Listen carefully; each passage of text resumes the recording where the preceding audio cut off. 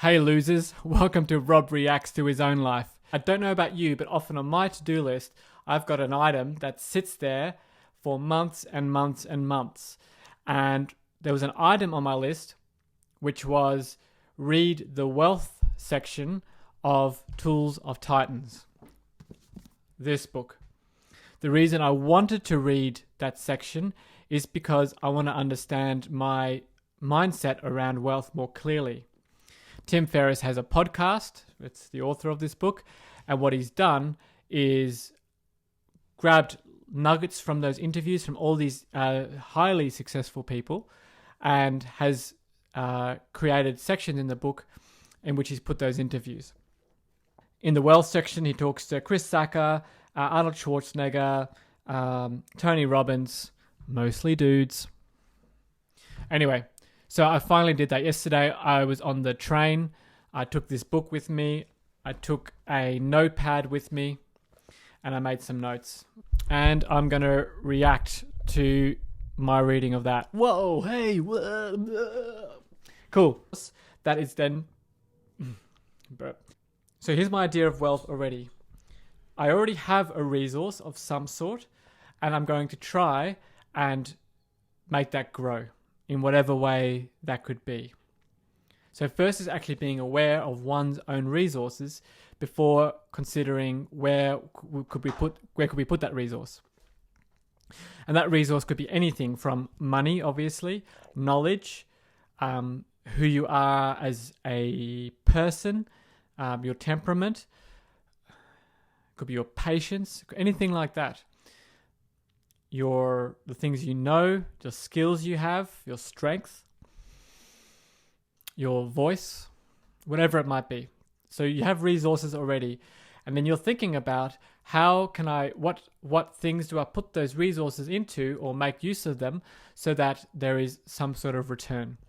And of course, there's always going to be some measure of risk involved with that. So I think I've got 3 or 4 things that I got from this book. I should say as well, what I tend to do with the things that are truly valuable is that things will happen. I will write a workshop or make some music or something like that, and I've done that, and then I leave that resource behind, and I then start to create the next thing. And that's really, I want to do that less. When I make something, I actually want to make that the most useful that it can be.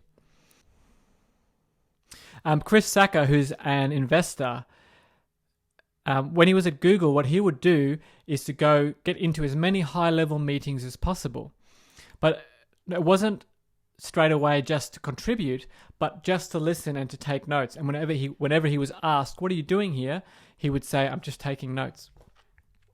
And he would do that continuously. He would see what high-level meetings there were, and then he would just walk in, even uninvited, and sit down and take notes.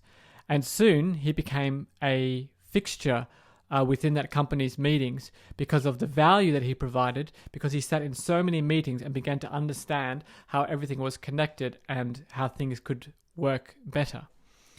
And so I think a key thing that I get from that is understanding what your wealth is before you start to execute it.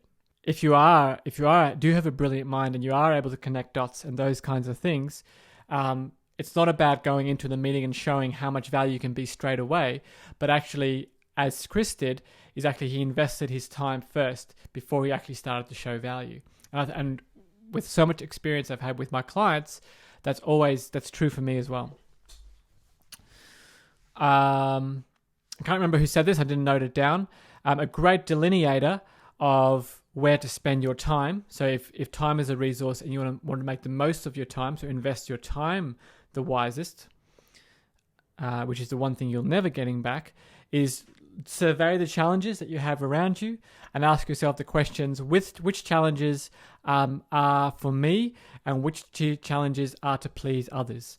And that creates when I read that killed me. That there's a direct line there, ching, between which challenges am I just doing just because I think it's going to keep other people happy, and which challenges are there to actually really fulfill me. I think it's Mark Andreessen, who is a guy who created a Netscape. Tim Ferriss asked him, if you were going to put a billboard on an LA highway, what would that billboard say? And Mark Andreessen said, raise prices. And what he sees in the startup community that he's in is that people get into a syndrome which he calls too hungry to eat. In other words, when they're charging for something, they're not charging enough so that they can actually buy the publicity or the marketing or anything around that to actually then properly promote the product that they have. And so they're getting it out there, but because they're not selling it for enough, it's actually unable to sustain itself. And I mean, consider that in your own world. Where are you too hungry to eat? And what I've experienced, what I've learned over the last few years, I've got no real problem now with putting in a high price, or again, that term, a high price. I will now always put in a price that I believe is the value of what I'm delivering. And I'm always happy to be negotiated down to the level that I've decided is decent. What I got from this particular thing was to think about, what is that extra money enabling? So sure, perhaps your product is worth, $150 or whatever. But how is that actually helping you? Selling it for $150, how is it actually helping your business? Is it enabling it, or is it actually making it anemic? Is it starving it? Again, I didn't write down who said this. I love this though. Smart people should make things. Again, like I said at the top, like I'll make something, but then I won't make it so that it can be used by everyone. I'll just make it once for me, or make it once or for whatever, and then I won't know how to then actually properly make it so that it can be used by as many people as possible. Smart people should make things. So what I'm doing now is a reaction to that. The last thing I'd share with you is some advice from Tony Robbins, and he talks about state, story, and strategy. Now, I've spent a few months with a bit of downtime, both over the summer holidays, just reconsidering what I am doing. I don't want to just be busy. I want to do work that is truly valuable with the best people who truly want it. That's what I want. But in my behavior, in the last year and a half, has showed quite differently. I never guessed that from the way that I'm doing my work, talking about my work, anything like that. And so I took 3 months off. And some mornings I would get up and go, right, this morning I'm going to work out what my coaching product is, as an example. And potter, rah, la, la, la. Anyway, nothing really came of it. What Tony Robbins talks about is that so often we don't put ourselves into state and give ourselves the story in order to do strategy. So to do proper strategy, or any kind of strategic or creative thinking or planning, you need both state and story. So state is just physiologically, how are you? Physiologically, how are you? And if I think about that in the last 3 months, my mornings, I was pretty kind of I may have only had coffee for breakfast, hadn't had breakfast, hadn't done anything with my body. And so as Tim Ferriss says, sometimes you might just need, a cold shower and a packet of macadamias to get yourself going. The next part is the story, which is actually reminding yourself of the long-term vision that you've set for yourself. And are you actually connected with that? Because if you're not connected with that story, any strategy or planning that you're thinking about is probably going to be either reactive or short-termism. I need money, therefore I need clients. How do I get clients now? Oh, that's really hard. Rather than thinking about actually, who do I want to be working for?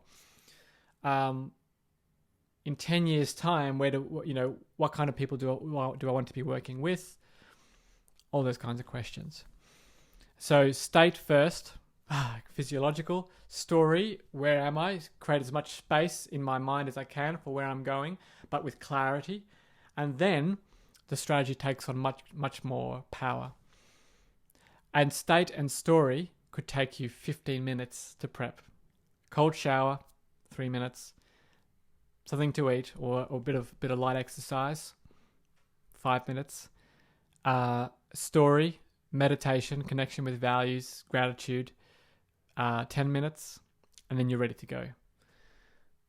And as Tony Robbins says, if you haven't got 15 minutes, you haven't got a life.